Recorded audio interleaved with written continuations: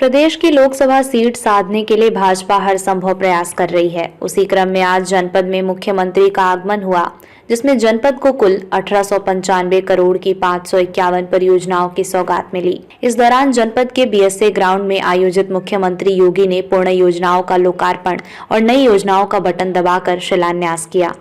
योगी ने जनसभा को संबोधित किया और भाजपा लोकसभा प्रत्याशी वर्तमान डुमरियागंज सांसद जगदम्बिका पाल के पक्ष में वोट मांगा।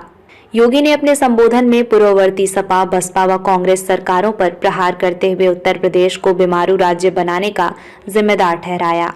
इस दौरान इंसेफेलाइटिस जैसी जानलेवा गंभीर बीमारी का जिक्र करते हुए कहा, भाजपा सरकार में हमने बीमारी को जड़ से खत्म कर दिया, साथ ही मच्छर और माफियाओं दोनों को साफ करने का काम किया है। आज पूरे प्रदेश में बड़ी तेजी से विकास हुआ है। जनपद सिद्धार्थनगर भी जो पिछड़े की श्रेणी में था, अग्रणी जनपद के कतार में शामिल हो गया है। हमें प्रधानमंत्री के संकल्प को पूरा करना है और भारत को विकसित भारत बनाना है, जिसके लिए भाजपा जरूरी है और डुमरियागंज से सांसद जगदम्बिका पाल जरूरी हैं। अब की बार 400 पार का नारा देते हुए मुख्यमंत्री योगी ने प्रदेश की सभी 80 लोकसभा सीटों पर कमल खिलाने का दावा किया। भारी संख्या में जनपद सिद्धार्थनगर के सभी उपस्थित बहनों और भाइयों, होली के पूर्व लगभग 1900 करोड़ रुपए की इन परियोजनाओं के लिए मैं आप सभी सिद्धार्थनगर वासियों को हृदय से बधाई देता हूं। बहनों और भाइयों, सिद्धार्थनगर जनपद आज आकांक्षात्मक जनपद से उभर करके एक विकसित जनपद बन रहा है।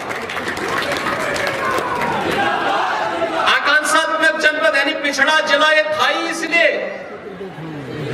क्योंकि यहां पर बुनियादी सुविधाएं नहीं थी। शासन की गरीब कल्याणकारी योजनाओं का लाभ किसी गरीब को नहीं मिल पाता था।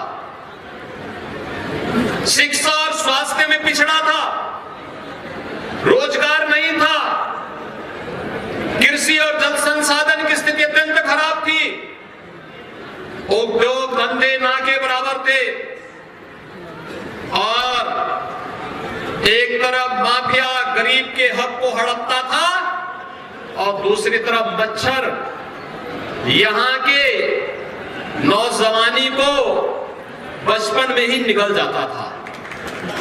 इंसेफेलाइटिस से सबसे अधिक पीड़ित कोई जनपद था, उनमें से सिद्धार्थनगर जनपद भी एक था। मैंने अपनी आंखों से पिछले 30 वर्ष के अंदर हजारों बच्चों को इंसेफेलाइटिस की महामारी से काल कलवित होते हुए देखा है। और बहनों भाइयों, आज जब हम लोग आज कह सकते हैं कि सिद्धार्थनगर जनपद अब इंसेफेलाइटिस से मुक्त हुआ, बीमारी समाप्त हुई, इसके बहुत सारे कारण हैं। हमने मच्छर भी समाप्त किया, माफिया भी समाप्त किया और जब मच्छर और माफिया समाप्त होता है तो बीमारी भी समाप्त होती है और बीमारू राज्य की श्रेणी से, बीमारू जनपद की श्रेणी से उभर करके, आकांक्षात्मक जनपद की श्रेणी से उभर करके आपका जनपद भी विकसित जनपदों की श्रेणी में आकर के खड़ा हो चुका है। माधव बाबू के नाम पर स्थापित माधव प्रसाद त्रिपाठी मेडिकल कॉलेज सिद्धार्थनगर की एक नई पहचान बन रहा है। तो आज यहाँ की बेटियों को नर्सिंग की पढ़ाई के लिए दूर न जाना पड़े, इसके लिए सिद्धार्थनगर में ही नर्सिंग कॉलेज का शिलान्यास भी हम करने जा रहे हैं। अभी जो कार्यक्रम आया है ना, इसमें नर्सिंग कॉलेज का शिलान्यास भी आपके सिद्धार्थनगर जनपद के लिए है।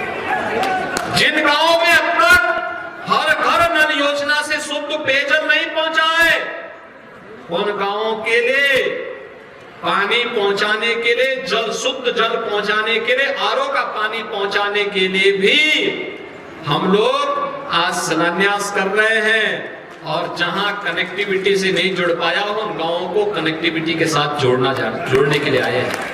अब मुझे बताओ, होली के पहले 1900 करोड़ रुपए का उपहार एक बार फिर से सिद्धार्थनगर जनपद वासियों को प्राप्त हो रहा है। इसके लिए बधाई, आप सबको बधाई। पूरे सिद्धार्थ